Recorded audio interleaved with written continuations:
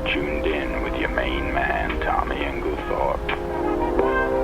This next song's gonna keep you warm on a cold, cold night. So if you don't got a lover, just close your eyes and listen to Harm. Assalamualaikum warahmatullahi wabarakatuh. Perkenalkan, nama saya Agung Wibowo. Saya dari Universitas IBA Palembang, akuntansi semester 4. Saya akan menjelaskan mengenai materi uji kelayakan bisnis kedai kopi, yaitu tugas mata kuliah yang diajarkan oleh Ibu Dwi Eka Novianti selaku dosen pengampu. Sebelumnya, saya akan menjelaskan beberapa aspek yang telah saya uji. Untuk mengetahui layak atau tidaknya bisnis yang akan saya jalani, saya akan menjelaskan dulu tentang bisnis kedai kopinya. Alasan saya memilih kedai kopi ialah karena kopi adalah teman terbaik untuk ngumpul bareng teman. Maka, dari itu, membuka usaha di bidang ini bakal menarik minat pengunjung yang memang hanya ingin kumpul bareng dan menikmati kopi. Karena penyuka kopi, saat berbincang cukup banyak, pengunjung kedai kopi juga relatif berlipat ganda dibandingkan usaha jenis yang lain. Nah, dari sanalah keuntungan bisa didapatkan.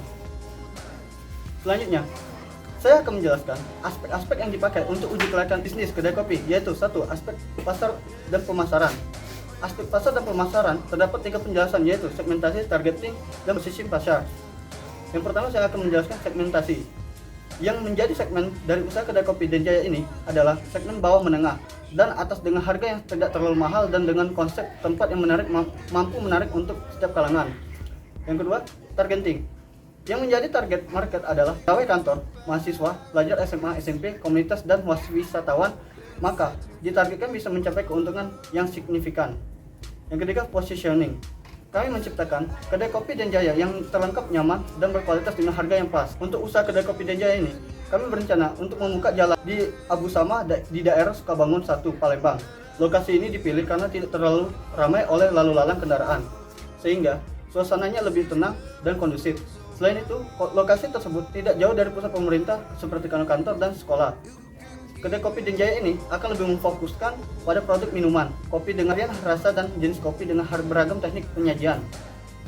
Untuk semua varian, jenis dan rasa kopi dengan harga relatif sekitar 15.000 sampai sekitar 20.000.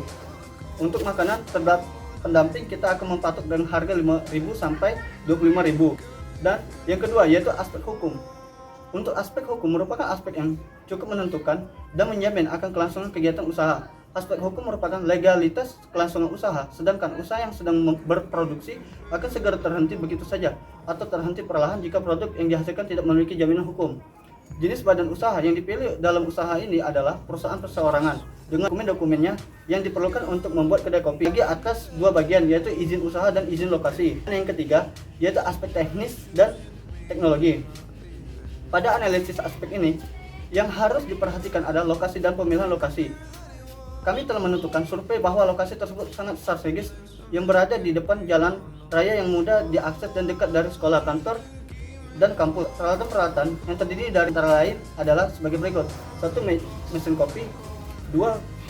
Kulkas 4 unit, 3. Peralatan minum dan makanan, keempat peralatan masak, kelima meja kursi, kipas angin 5 unit, dan 7 peralatan pembersih, yang ke-8 generator mini, ke-9 AC 2 unit, dan yang ke-10 lemari. Pengadaan bahan baku untuk kedai kopi yaitu melakukan pengadaan bahan baku untuk pembuatan kopi yang berasal dari bahan-bahan yang berkualitas dan terjamin kebersihannya.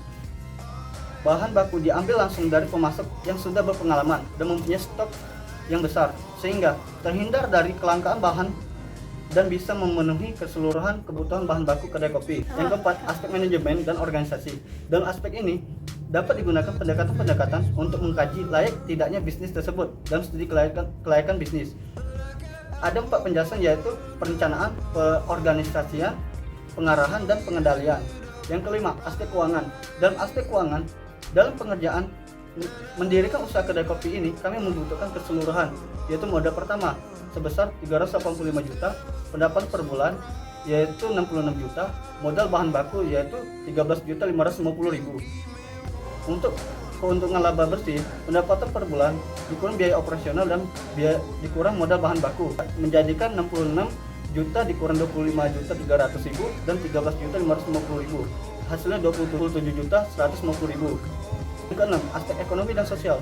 Saya akan menjelaskan yang pertama aspek ekonomi. Dampak aspek ekonomi yang ditimbulkan dari usaha kedai kopi ini adalah dapat meningkatkan ekonomi rumah tangga dengan membuka lapangan kerja bagi masyarakat sekaligus mengurangi pengangguran, sehingga pendapatan warga akan meningkat.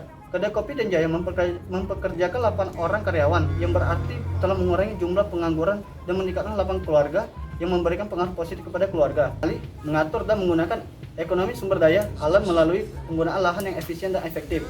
Dan selanjutnya lagi, meningkatkan perekonomian pemerintah lokal melalui menambah peluang dan kesempatan kerja seperti pemerataan pendistribusian, pendapatan, peningkatan pendapatan asli daerah, serta memperoleh pendapatan berupa pajak dari usaha yang dikelola.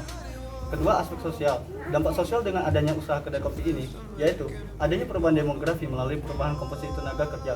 Dengan adanya usaha ini, kami dapat meningkatkan partisipasi angkatan kerja dan juga menurunkan tingkat pengangguran yang ada di Palembang. Yang selanjutnya, perubahan budaya melalui terjadinya perubahan sikap dan persepsi masyarakat terhadap rencana usaha. Yang ketujuh, aspek AMDAL.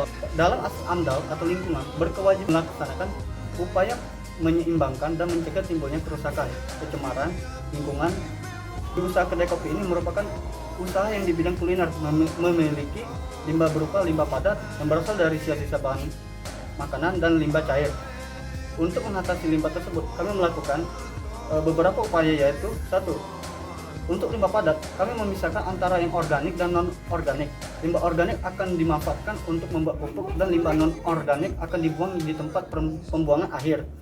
Dan selanjutnya yang kedua, untuk limbah cair kami akan melakukan pengolahan air limbah secara kimia. Kesimpulannya, berbagai aspek yang telah dikaji pada aspek-aspek sebelumnya, maka dapat diberikan kesimpulan bahwa secara keseluruhan usaha kedai kopi Den Jaya ini dapat dikatakan layak atau feasible. Untuk tahap berikutnya, usaha ini dapat diterapkan dan dikelola, dikembangkan sebagai mestinya. Dengan demikian, usaha kedai kopi Den Jaya ini dapat digunakan untuk evaluasi sebuah studi kelayakan bisnis. Selanjutnya, usaha ini dapat direkomendasikan kepada para penyandang dana atau pemilik modal, realisasikan dan menerapkan dalam dunia bisnis yang sesungguhnya. Demikian saya akhiri. Wassalamualaikum warahmatullahi wabarakatuh.